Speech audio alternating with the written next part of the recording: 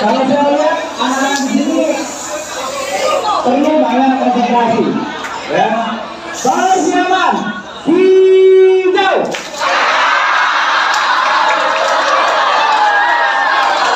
Lagi. Hitam. Siapa yang menang? Terus. Lagi. Hijau.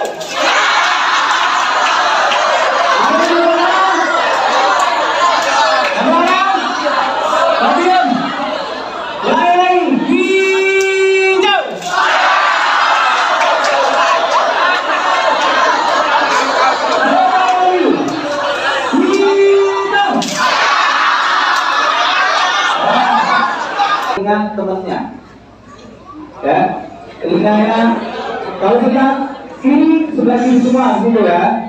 Kalau sebelah kanan semua. Kalau keras, kayak gitu kan. Lutut temannya. Telinga. Lutut.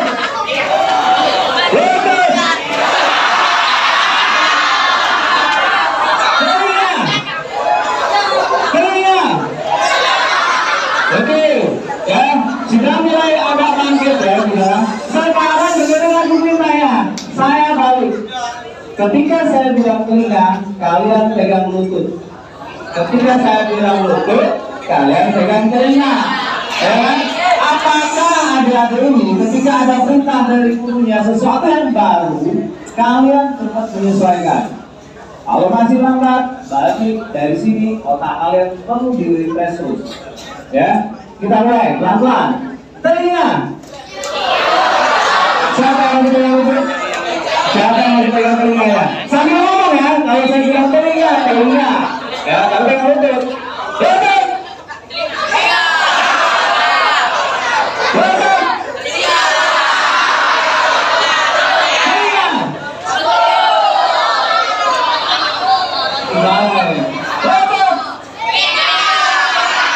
Jangan ngomong.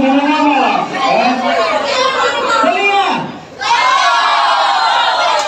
Masih lambat. Lutut.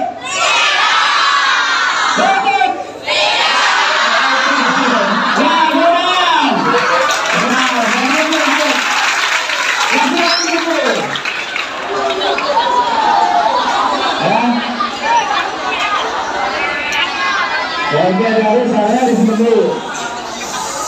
Kenapa saya ya? Materi pertama kita tentang stop perundungan atau bullying. Bullying atau perundungan itu adalah perilaku tidak menyenangkan, baik secara verbal, fisik ataupun sosial di dunia nyata maupun dunia maya. Ya, yang membuat seseorang merasa tidak nyaman, sakit hati dan tertekan, baik dilakukan perorangan atau kelompok. Lanjut. Nah, di dalam kebijakan perlindungan anak ini ada Undang-Undang Nomor 35 Tahun 2014 dan perubahan atas Undang-Undang Nomor 23 Tahun 2002 tentang perlindungan anak. Pasal 76 huruf C. Setiap orang dilarang menempatkan, membiarkan, melakukan, menyuruh melakukan, atau turut serta melakukan kekerasan terhadap anak. Ya. Pada pasal 9-nya menyebutkan setiap anak berhak mendapat perlindungan di satuan pendidikan dari kejahatan seksual dan kekerasan yang dilakukan oleh pendidik, tenaga pendidik, sesama peserta didik, dan pihak lain. Ya. Sanksinya, ya, pada pasal 80 ayat 1, setiap orang yang melanggar ketentuan dimaksud itu dipenjara paling lama 3 tahun 6 bulan. Dan atau denda 72 juta. Ya. Pada ayat 2-nya, dalam hal anak sebagaimana dimaksud mengalami luka berat, maka pelaku dipidana dengan penjara paling lama 5 tahun atau denda 100 juta.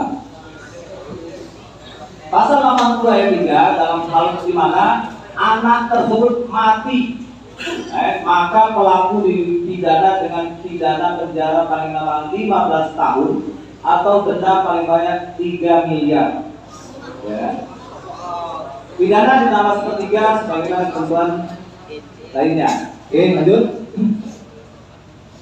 Nah, tempat terjadinya bullying itu ada di cyber, ada di rumah, ada di sekolah seperti kita sekarang, ada di lingkungan masyarakat.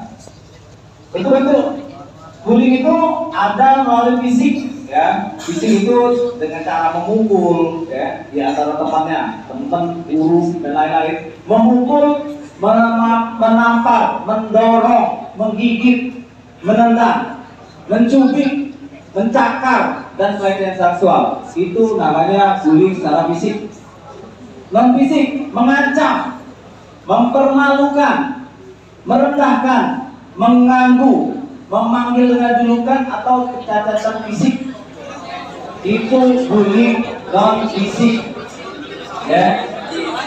Cyber, ya, cyber itu menggunakan media sosial, ya, melalui media elektronik, verbal dengan ngomong, ya kan, ngomong langsung, melecehkan secara langsung, ngomong jelek-jelek, non verbal dan relasional. Relasi itu berkelompok. Lanjut. Nah, ya, bullying itu biasanya terlontar kata-kata yang tidak menyenangkan, dapat berupa ajak, ejekan, macam-macam celaan, ya, fitnah, semua jenis ungkapan berupa kata-kata yang bersifat menyakiti orang lain. Ya, berkaitan dengan fisik atau tubuh seseorang, ya, berbentuk kekerasan yang terjadi dengan menyakiti fisik seseorang. Nah, relasional itu kelompok, muncul kelompok-kelompok tertentu. Ini kelompok kelas 3. Saya kelas 3 Alia, macannya sekolah ini. Nah, kan? Ini ada pihak yang terlibat dalam bullying. Ini ada korban, ya kan? Ada yang anak yang seringkali menjadi korban perlindungan, biasanya mengarah pada kondisi anak yang berbeda, baik secara fisik maupun non fisik. Nah, anak yang cenderung sulit bersosialisasi sering disebut dengan culun. Ya, nih ada teman-teman kita nih butuh buku, ya kan? Diajak keluar main nggak mau, dia di kamar terus. Ini dikatoi, ini culunnya, ya kan? Atau bahasa Palembang ini apa ini? Ya kan?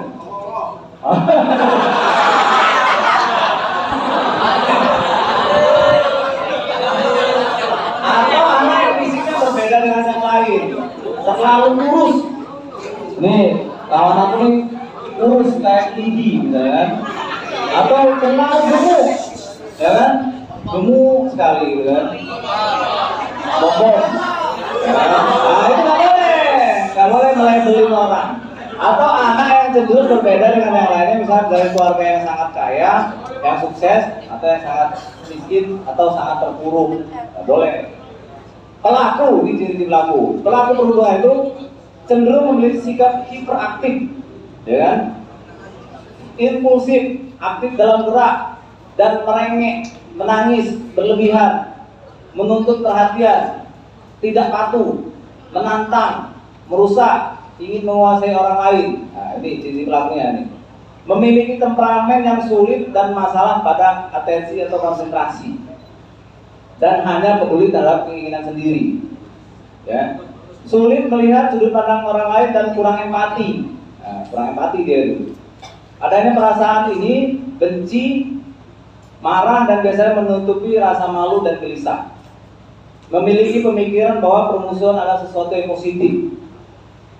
Cenderung memiliki fisik yang kuat, lebih dominan daripada teman sebayanya. Saksi adalah seseorang atau sekelompok yang melihat, menyaksikan terjadinya kasus perundungan. Ya. Kalau katanya bukan saksi, kalau baru dengar, katanya si A ngomongin si B, dan ini. Nah, kayak si A nyebar lagi di sini, itu baru katanya, kan? Tidak boleh menyebarkan fitnah. Ciri satuan pendidikan melanggengkan praktik bullying, ya, ini tidak adanya komunikasi yang baik antar guru dan siswa. Ya, mudah-mudahan sini komunikasinya baik. Tidak adanya keteladanan yang dilakukan oleh pendidik dan tenaga pendidik di satuan pendidikan. Ya, adanya perilaku kekerasan baik yang dilakukan pendidik dan tenaga kependidikan dan siswa. Oke, lanjut. Dampaknya ini, Korban bullying seringkali mengalami kesakitan fisik dan psikologis, kepercayaan diri merosot, malu, trauma, rasa sendiri, serba salah, takut ke sekolah. Korban ini biasanya mengasingkan diri dari sekolah, menderita ketakutan sosial, timbul keinginan untuk bunuh diri, dan bisa mengalami gangguan jiwa. Lanjut, perilaku bullying seringkali mengalami pelaku perundingan akan belajar bahwa tidak ada risiko apapun bagi mereka bila mereka melakukan kekerasan, agresi maupun mengancam anak lain. Ketika dewasa, pelaku ini memiliki potensi lebih besar untuk menjadi pelaku kriminal dan akan bermasalah dalam fungsi sosialnya. Saksi yang mengalami perasaan yang tidak menyenangkan dan mengalami tekanan psikologis yang berat, ya. Orang yang menyaksikan pun bisa mengalami psikologis, ya. Merasa terancam. Nah, nanti orang yang melihat juga terancam nih temennya nih. Nah, nanti takut melapor lah segala macam. Dapat mengalami penurunan prestasi di kelas karena perhatian masih berfokus pada bagaimana menghindari menjadi target. Takut saksi ini, tapi giliran aku pula nih kan. Lanjut. Nah, sekarang kalian melaksanakan deteksi bullying sejak dini. Untuk kalian yang paham akan bahaya bullying, alangkah baiknya jika kita sama-sama berusaha menghentikan segala bentuk kekerasan, terutama di lingkungan sekolah, agar suasana belajar kita kondusif, nyaman, dan apa yang kita cita-citakan tercapai.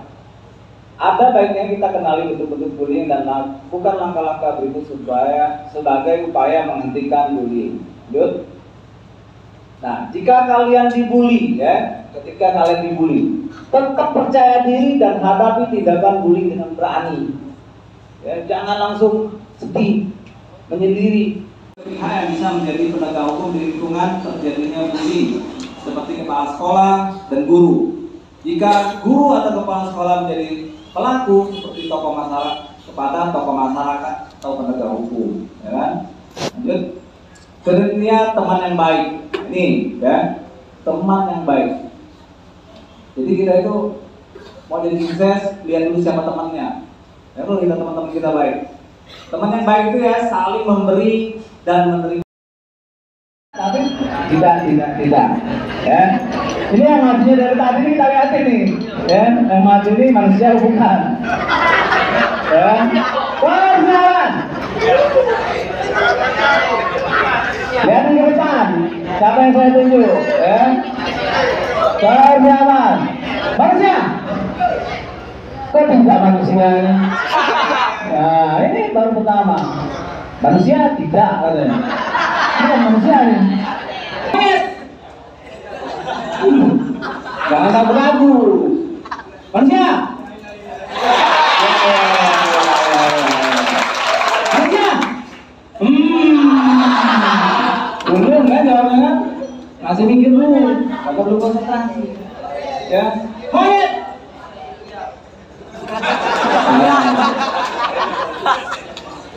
Quiet.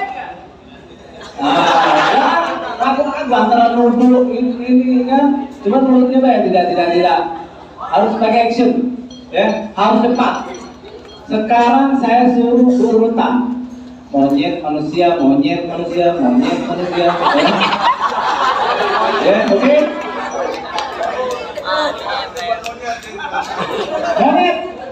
manusia.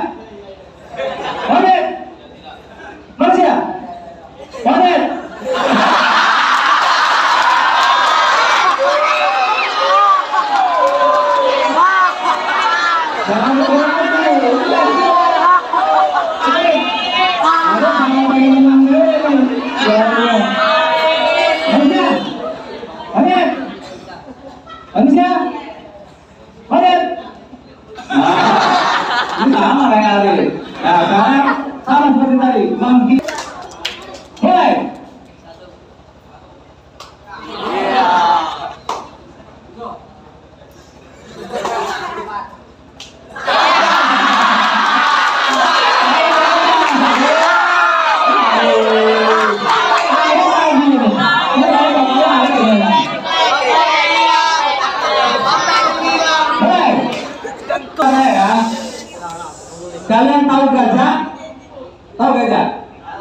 Gajah itu besar atau kecil? Besar kecil. Ya, itu dengar saya. Gajah itu besar. Semut kecil. Ketika saya bilang gajah, kalian bilang gajah itu besar. Tapi tangannya gajah itu besar. Dan semut itu, oke? Gajah itu besar, semut itu kecil.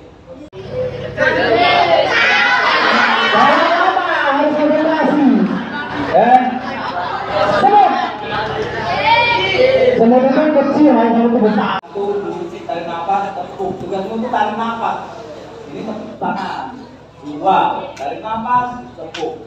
Satu, saya nentuin, saya mulai. Baru satu. Paham nggak? Paham? Oke, kita lihatin konsentrasinya ya. Perhatikan konsentrasi mereka. Persiapan. Mulai. Terus. Terus. Satu kamu ini. Lalu. Mulai. Terus sana. Semangat, ini kayak orang mau isbet semua ya. Terus.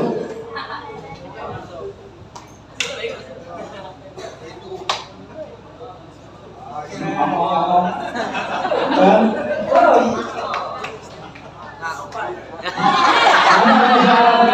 Ya, bukan. Tentang kenakalan remaja, ya. Di sekolah ini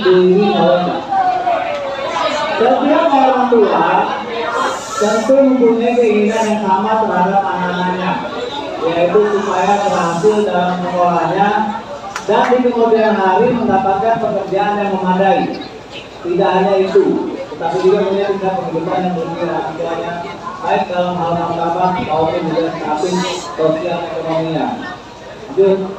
Namun, harapan itu tentu tidak mudah terlaksana mengingat banyak faktor yang mempengaruhi perjalanan pendidikannya.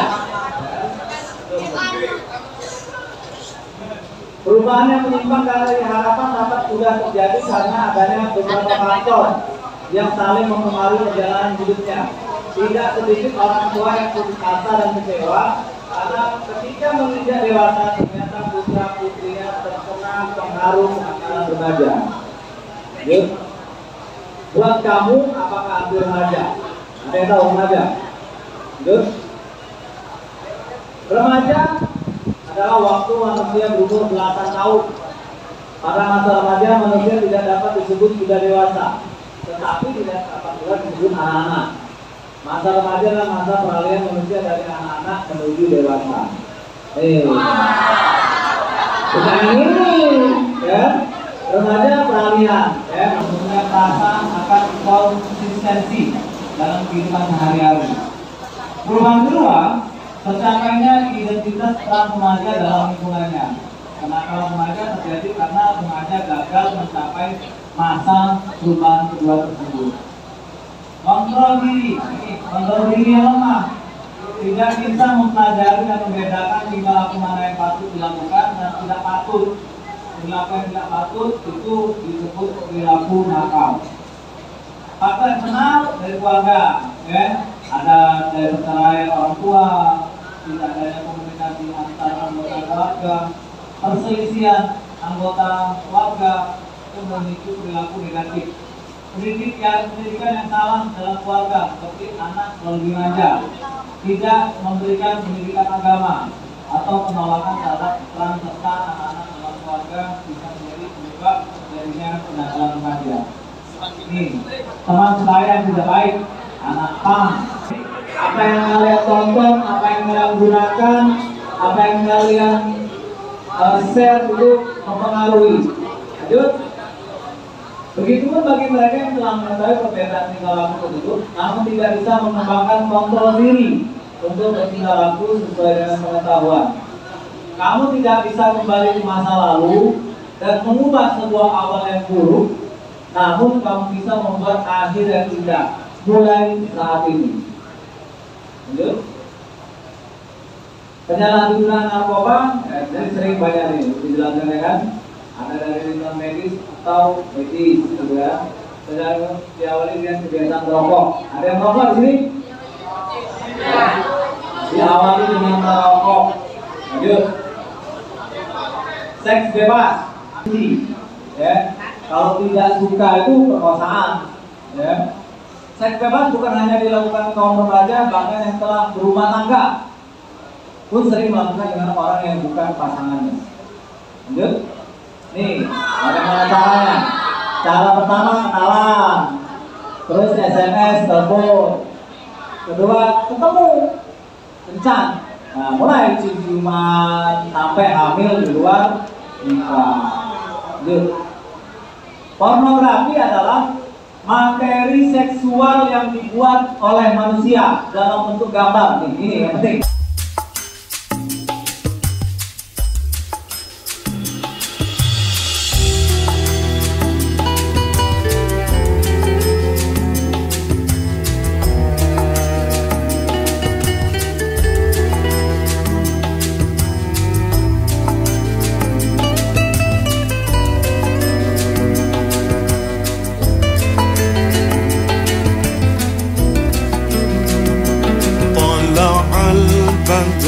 علينا من ثنيات الوداع وجب الشكر علينا ما دعا لله داعي صلى الله على محمد صلى الله عليه وسلم صلى الله على محمد صلى الله عليه وسلم أيها المبعوث فينا جئت بالأمر المطاع أنت غوثنا جميعا يا مجمل الاتباع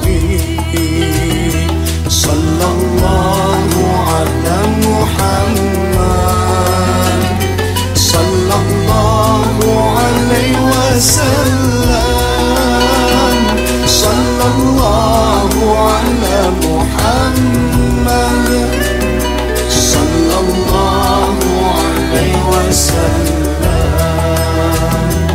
أنت شمس أنت بدر أنت نور فوق نوري أنت شمس أنت بدر أنت نور فوق نوري أنت إكسير وغالي أنت مصباح الصدور أنت إكسير وغالي أنت مصباح الصدور صلى الله على محمد صلى الله عليه وسلم صلى الله على محمد صلى الله